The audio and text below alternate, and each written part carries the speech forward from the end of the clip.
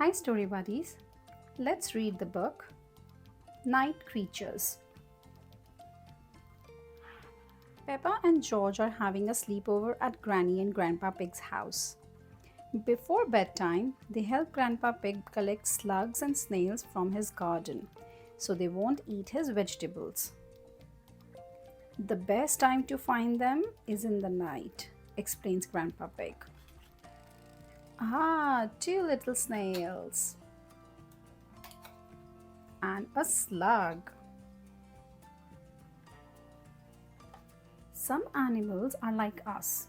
They are awake in the day and sleep at the night, explained Grandpa Pig. Sleep tight, chickens. And some animals are asleep all day, so they are awake mostly at night. In fact, there is a night creature up in this tree. Hoot hoot. It's an owl, says Peppa. Tweet-too.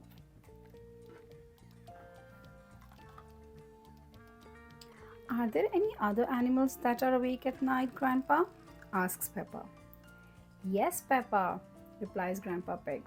I think there may be some playing underneath that big pile of leaves. Rustle, rustle. Hedgehogs. They eat slugs and snails.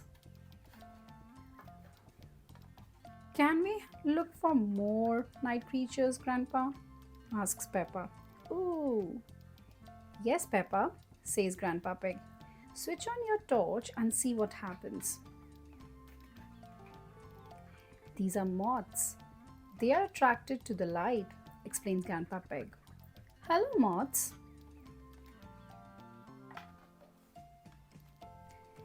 These night creatures may be able to stay awake all night, says Grandpa Pig.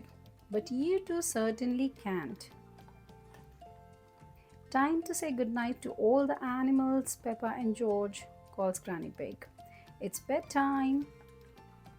I hope you had fun listening to the story. We'll see you guys next time with a new storybook. Till then, bye.